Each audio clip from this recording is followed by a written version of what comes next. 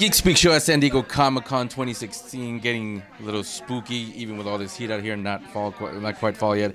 John Zaffis, host of Haunted Collector. How are you? I'm doing good, sir. How you doing? Fantastic. I understand, though, this is your first ever San Diego Comic-Con. Yes, it is. Excited to be here. It's a cool thing, and it's great to be able to meet the fans, get out there, intermingle, and have a good time. Yeah. They enjoy hearing from us.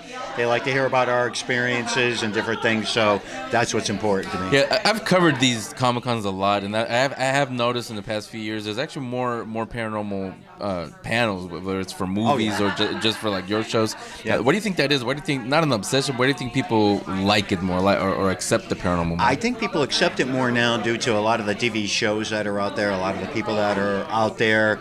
It's a lot more accepted. I think the movies, the TV shows, all this have opened things up where people aren't intimidated like they used to be. I mean, to me, I think it's the coolest thing when you have a 90-year-old woman walk up to you and say, "I was never allowed to talk about this, but now it's acceptable and I'm going to tell you about it." That's the coolest thing in the world. They kept it in for all those years, but now they could share those stories because it's more accepted. Our field is accepted more today.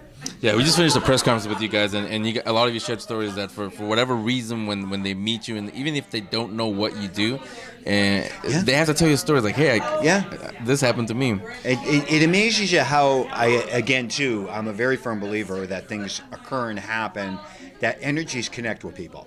Yeah. And for some reason, that's the same thing with me. I'll be in an elevator or something, and somebody will just start talking about the paranormal. But then again, a lot of us, we'll take that step back and go, okay, did they recognize us from something? Or, but they're more open, and people will talk more about it today than they ever did before. Yeah, now we mentioned about the technology changing and how they investigate, but for you, the kids, as you call them, do you see their approach, their personal approach to it, not the technology, but how they approach, how they see it? Is that different from the researchers that were there when you started? Yes. And the reason being is today a lot of them are interested in the technology with the different pieces of equipment.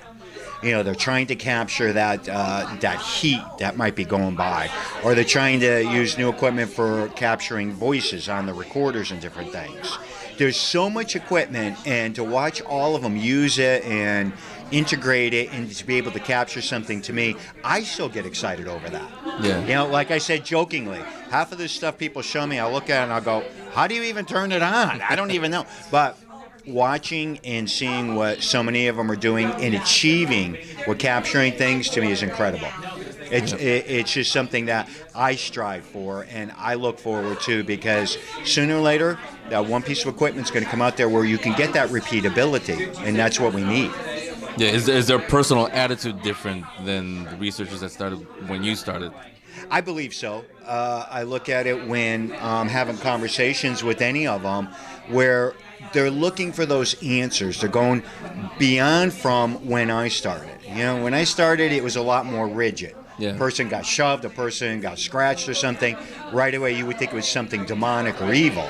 Today, we know, and we have a little bit better understanding, not everything is necessarily evil. But we could have an intent and purpose with a person that was very nasty when they were alive. It could be like that as a ghost, and it doesn't necessarily mean that we're dealing with demonic. Yeah, so somebody's watching and say, "What's Haunted Collector? What is it? Tell them, what is Haunted Collector?" Haunted Collector was something that I've always been interested in. I'm known as a demonologist in the field. Was the collection of items that have things attached. And people go, "Gee, I never knew about that." Well, think about it. We have haunted land, haunted houses, haunted people. Why not haunted items? Yeah. So again, it was very interesting to bring that out. We would pick the investigations where people were saying, we think it's centered around this dresser or centered around this particular item, and starts to wreak havoc.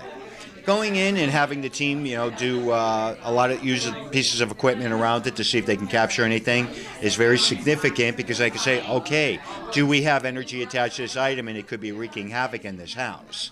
And after 44 years, I've been collecting items and removing different things from locations and everything. It has helped the people and has had things calm down in their homes.